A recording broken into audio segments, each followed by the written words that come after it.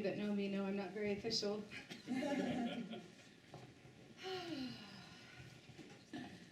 It's been a really long journey getting here to this year, 2015, to this stage in front of you. And most of you have been with me on this journey.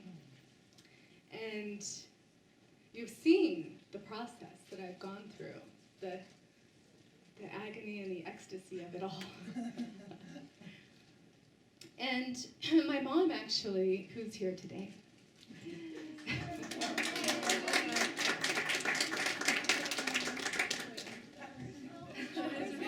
she's shy.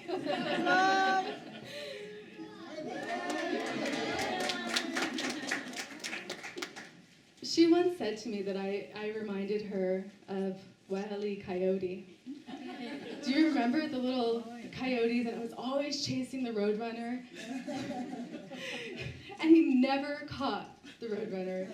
Like boulders would come down and squash him, and obstacle after obstacle, but he never gave up.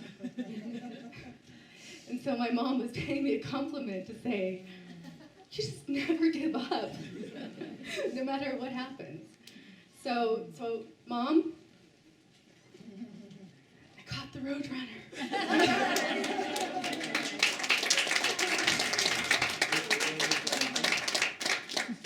I can see her blushing from here. So let me tell you how about my journey and how I caught that slippery little sucker.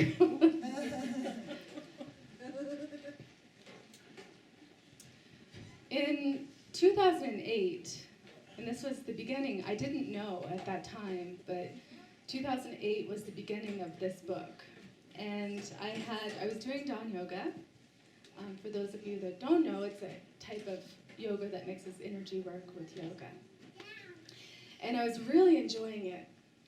And again, my mom, even after I started, she's like, oh, I think you found your people. I've been looking for a really long time. And so I was feeling so much spiritual growth. And it wasn't a spiritual growth connecting to any particular lineage. It wasn't connected to a religion or a book. The spiritual growth that I experienced was I literally started to feel my own spirit in my body. And this beautiful liquid gold energy warming every part of me, warming my heart, and I suddenly had more love to share. And even when I would pray or meditate, I very easily was connecting to the great energy that we're all looking to connect with. And so I heard that the founder of this type of yoga was hosting a meditation tour in Korea. And I was so curious to see who had developed this practice that had opened me to access this feeling of my soul. So I booked my ticket, and I packed my bags, and I went to Korea. It was a 2-week meditation course. And on the very last night of the meditation tour, the founder of this yoga, his name's Il-Chi Lee, he's an enlightened grand Tao master, or an energy master. And so this energy I'm talking about, we all feel it. We all feel energy, even if we're not aware of it. So if somebody loves you, like they really, really love you, and you're with them, you feel your chest is like warm. You feel safe. And then if you're with somebody who just, for whatever reason, doesn't like you, they just don't get you, they're judging you, for whatever reason, you did something, when they're judging you with their thoughts and they're kind of cutting you with your mind, you feel it. You feel like a little uncomfortable when you're with them. So we're all energy masters, actually. We're all using energy at all times throughout our day. That's emotional energy that I'm talking about. And so what he does is he's just trained his mind to learn how to generate certain types of energy. And the one that I've noticed he chooses the most is love. So being around him is just just being in the same room with him, you just really feel deeply that sensation that we're all kind of chasing. It's that fullness that we were intended to live. So he held a lecture, And at the end of the lecture, he offered to put a little bit of energy in each person's brain, because his belief is that enlightenment is a function of the brain. And when we use more of our brain, that enlightenment naturally unfolds. So of course I was interested, so I raised my hand, and he went around the room. There was about 300 people.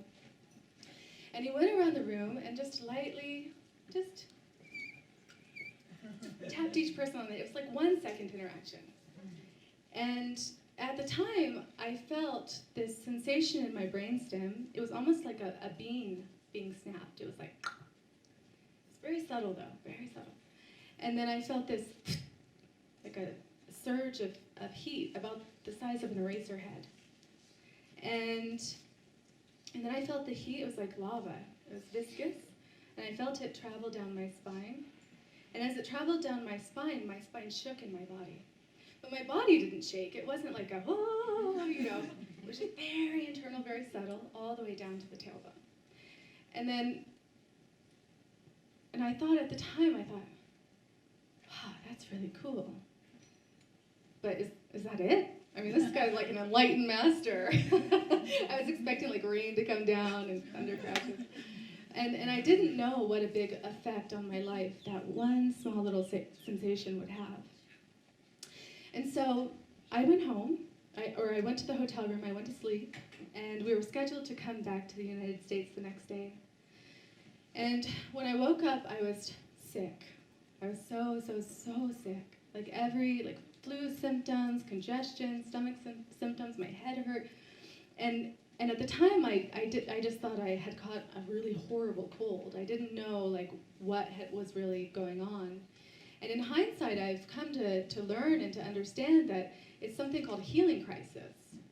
So over the course of my life, I had inhaled a lot of pollutants, I had eaten a lot of pesticides, I had had so many unchecked emotions and unchecked thoughts that create hormones and chemicals in your body, and they were all kind of like stuck. So without even knowing it, I was kind of like toxic. And I did feel it. I was tired all the time, many other symptoms. But when this master came and touched me on the top of the head, the energy went through my body and literally released everything that my body and my energy system had been holding on to. So at the end of the 2 weeks, I was sick for 2 weeks like this, and I slept the whole time. And at the end of the 2 weeks, when I woke up, and when that haze of illness had passed, I could now see energy. And not like colors of the aura, not like that at all. I could see the vibrational wave of all energy. Like I would look at the light bulb, and there's a frequency that's being emitted down. And I would look at people, and I would see the energy and how it moved when I'm speaking to you, when I'm in front of you, how energy moves from me to you, and how it comes back to me. And I also started to be able to see consciousness, so like thoughts and memories that people had, and anything that we hold on to a lot of memories from our past, a lot of pain from our past, and we haven't quite circulated them out or let them go, and I could see those things. And in addition to that, my nervous system, which was now clean, it was totally cleaned out. It was almost as if my nervous system was like the nervous system of an infant. And when you see people talking to infants, how they go, "Hi, oh, you're so cute." You talk quietly and very gentle, and you try not to disturb them. But I was in an adult body.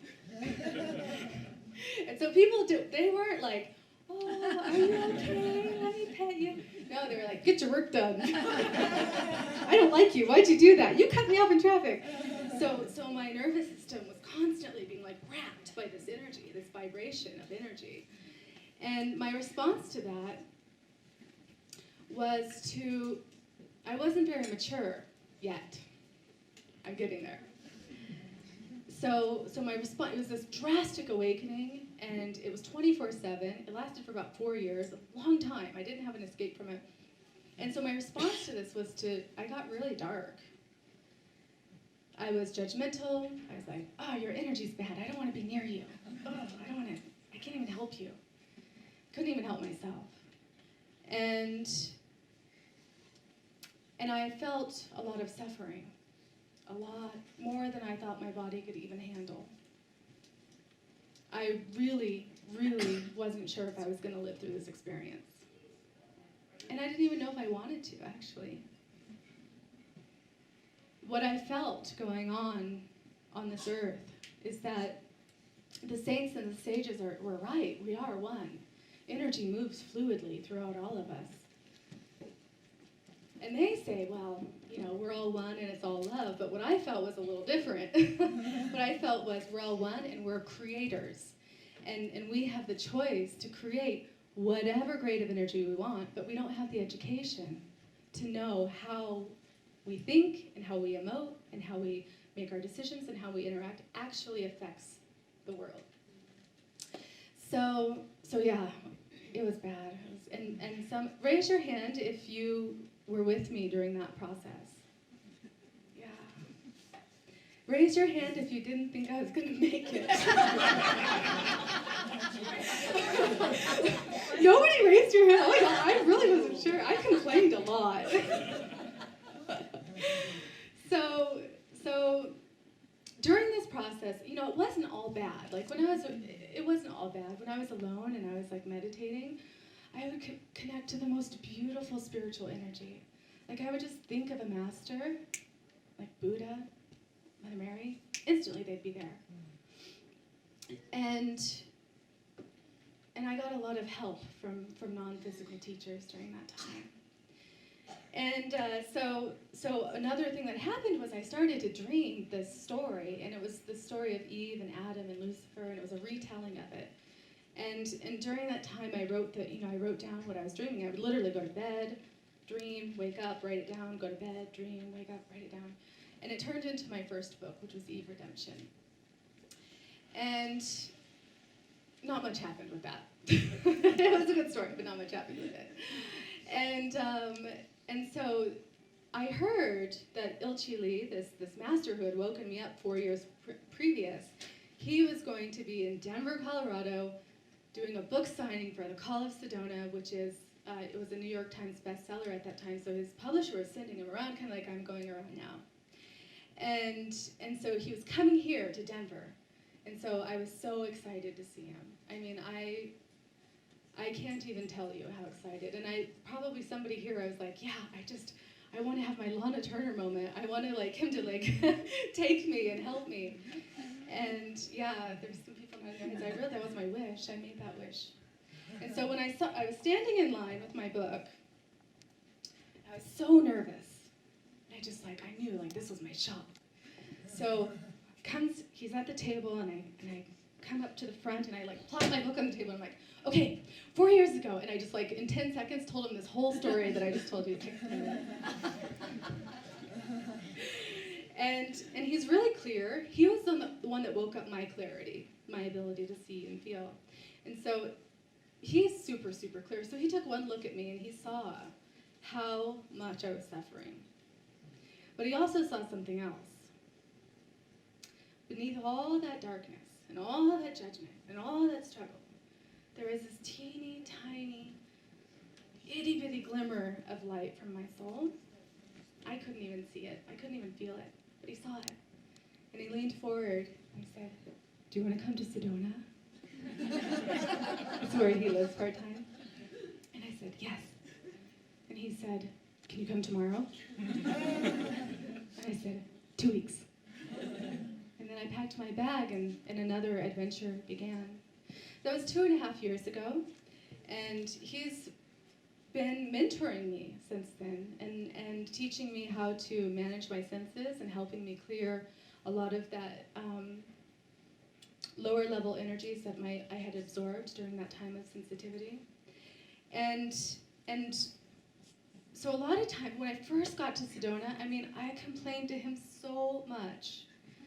I look at it now, and I think it's kind of humorous. Here I am, this young girl, and there's this 30-year plus experienced Tao master, and I'm like, and then he hurt my feelings. But he was very patient with me. He just listened. And instead of pointing directly at me and saying, well, actually, it's your fault, you're the one, you know. Because really, most of the conflict I experience in my life is truly my responsibility, because I'm not seeing it from a broader perspective, or I'm judging something and wishing it to be other than it is. I'm not accepting.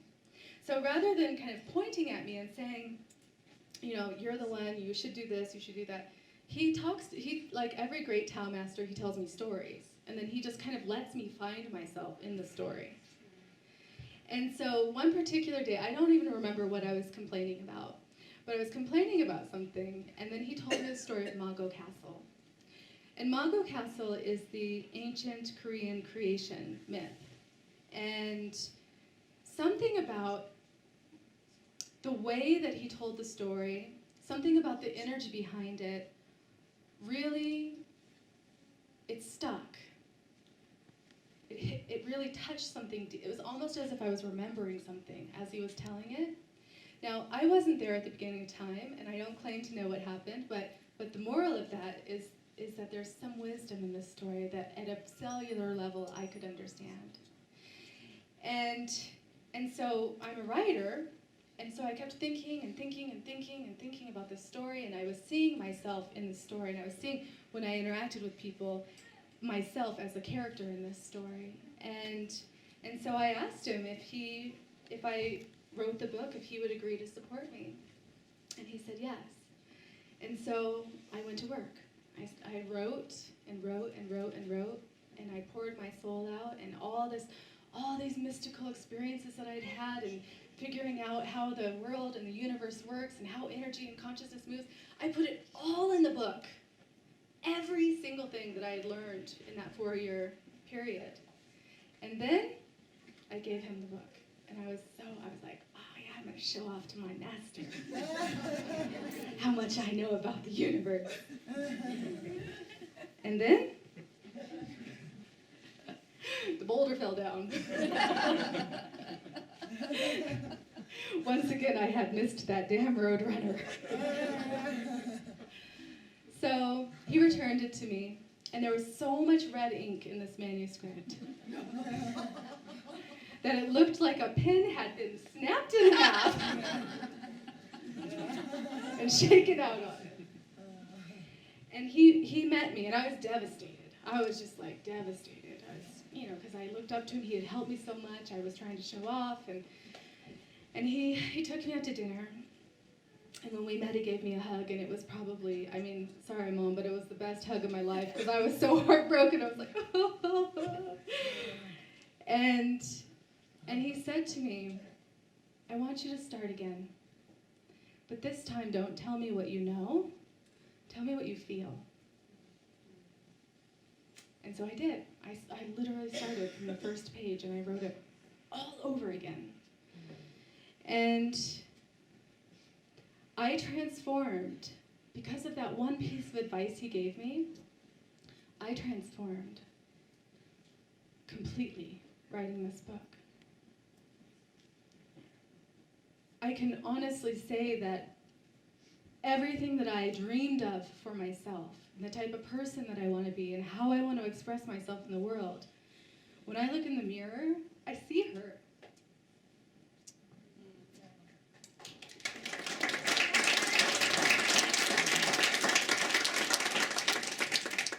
And that is the best feeling in the world.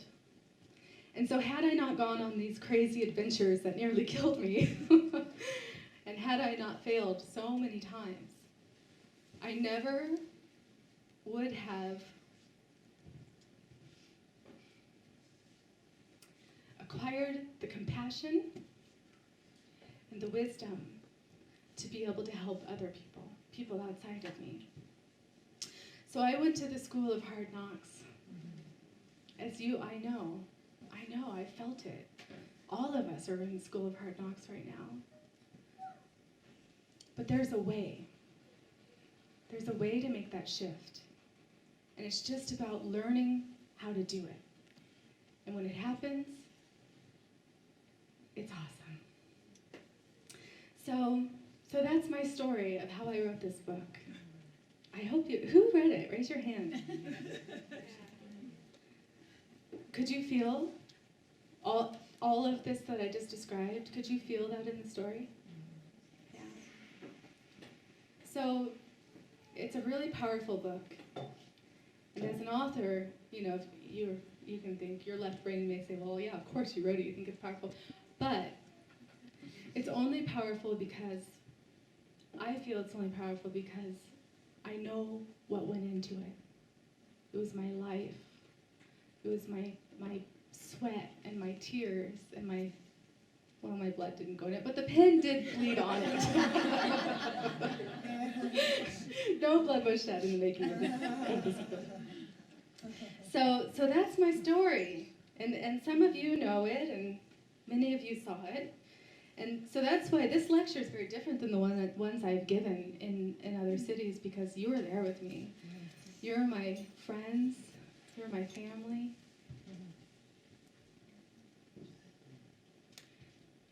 And I'm so grateful, because when I was giving up on myself and the world, you were the ones who gave me hope and tried to make me comfortable, even though I was struggling so much. And even if you couldn't make me comfortable, at least you tried. So I appreciate your love and your support and even being here today. So, with that being said, I'm going to read a few pages from my book. Our book, not my book, our book. This is our story.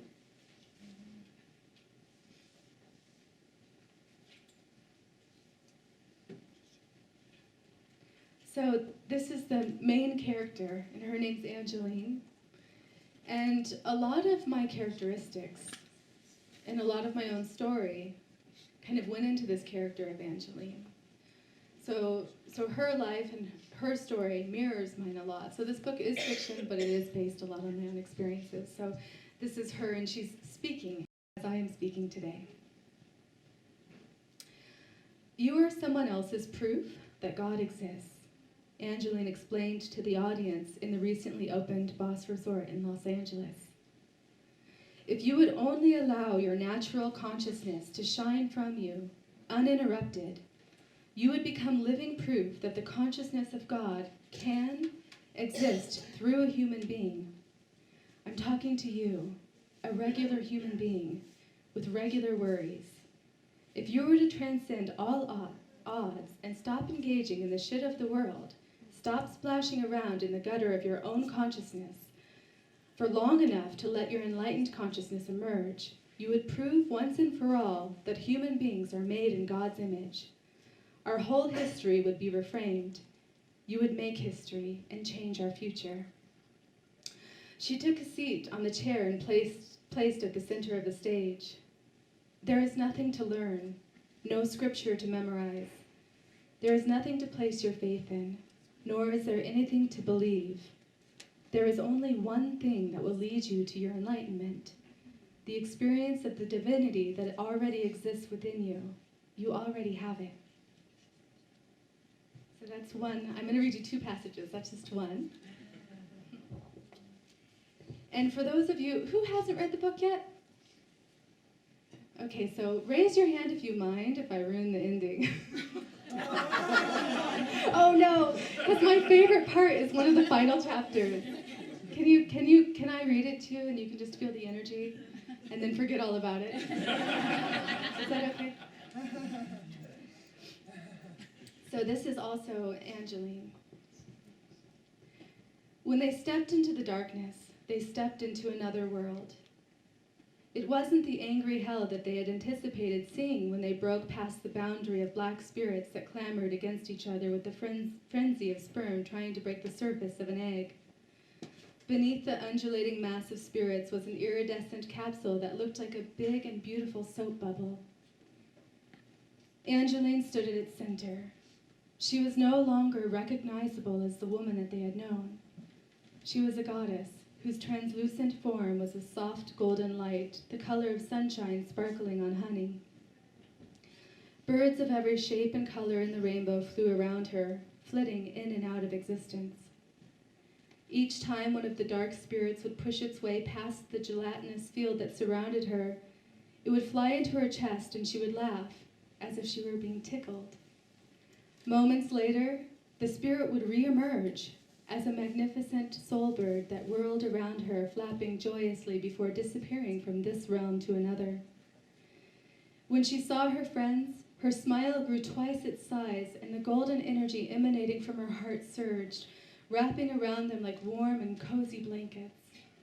Luders, who had braced himself to face every horror in hell, cried out in relief. He fell to his knees and bowed his head. The others followed. Before them stood the holiest of souls, whose love had transformed all of the hells on earth into her own personal heaven. It was no wonder that all of the dark and discarded spirits clamored to be near her. In her eyes, they weren't evil things to be rebuked. They were precious, accepted, and loved. And because they were shown love, they remembered love and recovered their original spirit.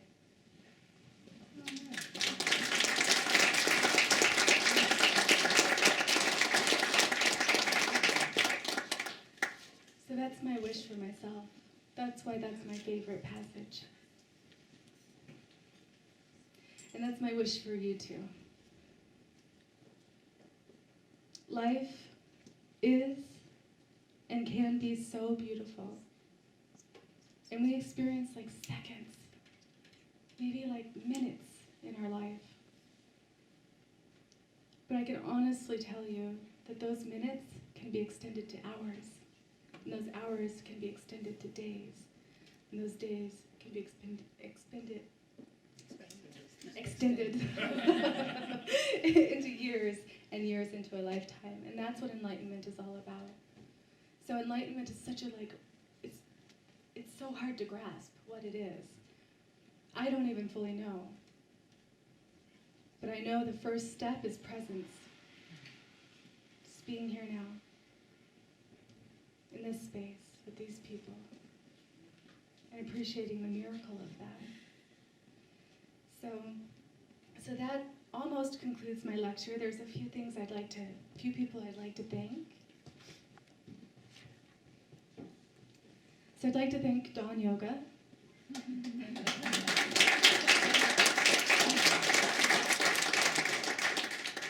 Who has supported me through the years. Many, many masters. And also gathered a lot of you to come here to share this afternoon, this very important afternoon with me. And I'd also like to thank the founder, who is not here, but in spirit I'm sure he is. It's the relationship I have with the founder of this practice. It's like nothing I could imagine. I had no idea what having a mentor would be like. My imagination gave me these pictures of rules and royal decree or heavenly decrees, not like that at all. It's so intimate. And every time I start to feel like a victim, and every time I start to feel like I can't do something, I don't have the skills, the speed, the smart enough, good enough, thin enough, beautiful enough, whatever. Or when I start to get a little too big for my britches and I feel, a little sassy, he just points me back to my spirit. So I'm very grateful for that relationship. And also, you guys heard from the raffle, I've recently linked up with a charity called Forward Steps here in Broomfield, Colorado. And what they do is children who have been in the foster system year after year after year, moved around. When they turn of age, when they turn 18, they don't have a huge support system. And so what this foundation does is they provide them mentorship. They gather money to send them to college. They teach them yoga and meditation and self-development and self-worth. So in a lot of ways, what I had done for me, Forward Steps is doing for others. And so if you wanted to participate in the Heroes Without Capes book drive, we're going to deliver books to these young adults.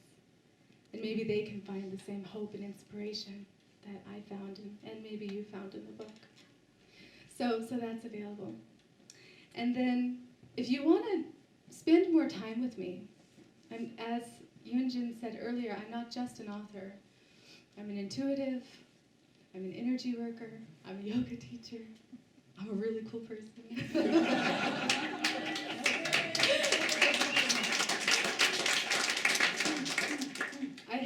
I have 4 retreats happening this year in Sedona, Arizona. Yeah. April, May, September, and October. And this is the cool part. When you read the book, and when you read the book, you'll understand. You'll literally get to go to the same journey that these characters go on. I'll be recreating the essence of those transformations in the journey. So if you're really looking to sort some stuff out, to throw the stuff you don't need away, and to spend some time building your love together with me, then you can find more information on the website, secretofmagocastle.com. And I also do private sessions. So those look like intuitive counseling, they look like life coaching, and anything that you really need. And I'd be happy to work with you if you're struggling with something, or if you have a dream. If you are the Wile E. Coyote and you can't catch that roadrunner to save your life, I have a net. I can help you catch it.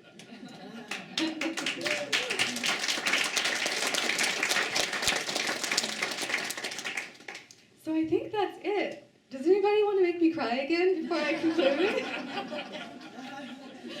I don't usually cry this much, but this is literally where I started this journey.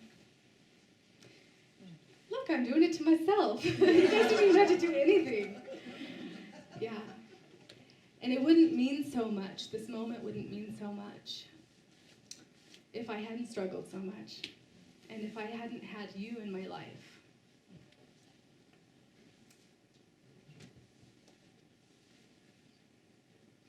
You loved me when I felt unlovable.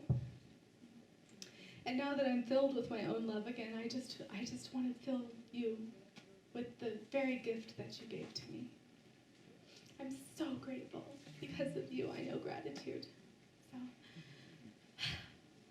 man, this was a hot mess. Raise your hand if this was a hot mess. Do we have questions? No, I just wanted to say something, and that is that you had so much light within you, even when you were struggling. You were sending it out. So I, as a former friend and current person and student, I think you were very good at that. Thank you so much. So those of you who have read the book, I think, how are we on time? Did I run way over? No, we could start this. Okay. So those of you who have read the book, if you have any questions about the characters, the story, any inspiration, or if you are interested about anything that I talked about from my own journey, or if you have any questions, you want to know how to hard boil an egg. I love questions. Actually, I'm much better with answering questions than I am just with public speaking. It's kind of a weird thing to stand up in front of everyone and have a conversation. So please raise your hand. I would love to answer anything.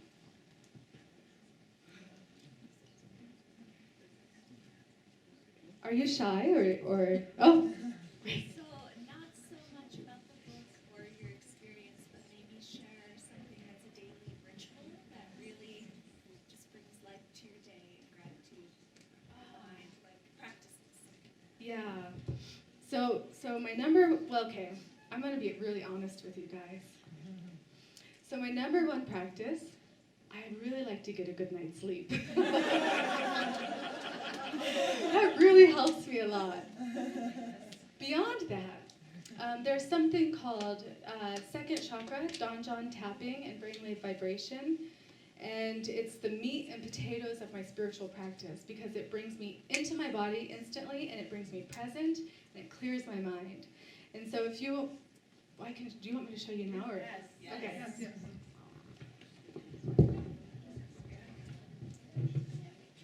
Okay.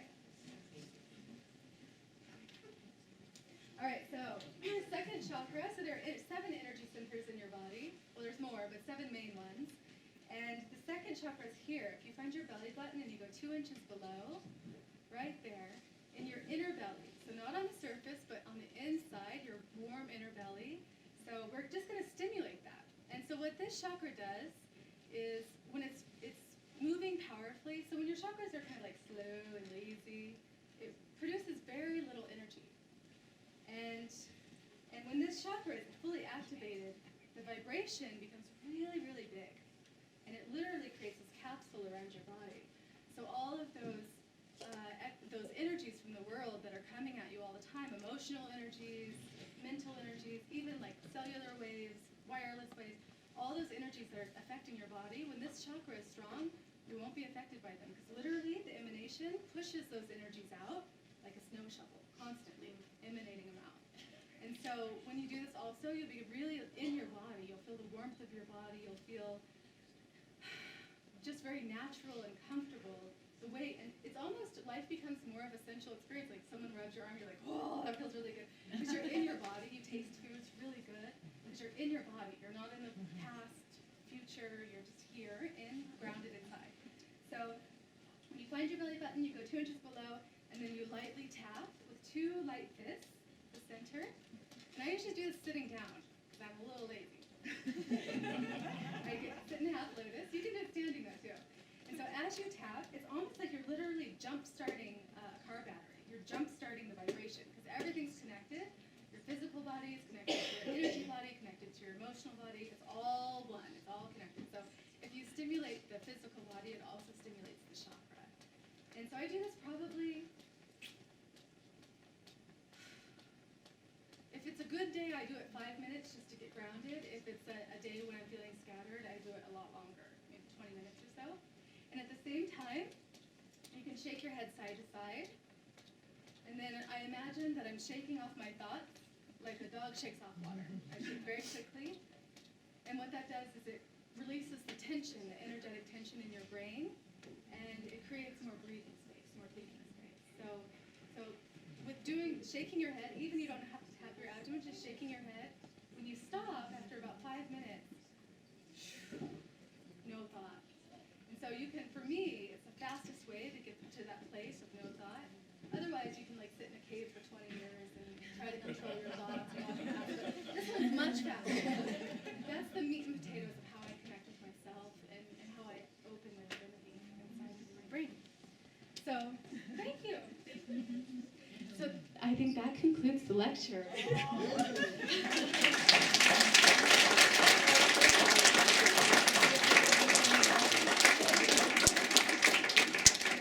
So I'll be signing books up here.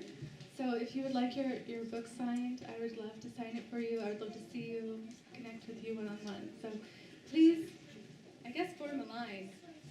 I'll announce it. Oh, she'll announce it. One moment, please. Just a quick recap. I've known Rebecca since I originally joined Dawn Yoga in Denver, and I was having a lot of difficulties, and she helped me through it a lot. And she's a huge reason as to why I've stuck with the Dawn Yoga. So it's just a wonderful experience to be able to see her again and see how much she's grown, because it inspires me, to be better. So it's just, words can't really express very well how happy I am to just be here. So thank you. I'm here in Denver. I just got done seeing Rebecca speak, and I just want to say I'm so proud of her for putting herself out there, being so vulnerable, transparent, and just sharing her story. And her contagious charisma. I just adore her. What a light. Thank you. She's very engaging on a personal, professional level. I thought this was very interesting because in my own spiritual journey, I've been looking a lot of different ways of increasing my spiritual knowledge and my own energies and finding my own purpose. And I think I was kind of brought here for a reason. I felt exactly the same. All right. the book speech today was a great start. It started my journey very recently with Dawn Yoga and the awakening and the energy, and this was a great vision into what can be and what can happen. It was a great time, and I'm excited to continue my journey.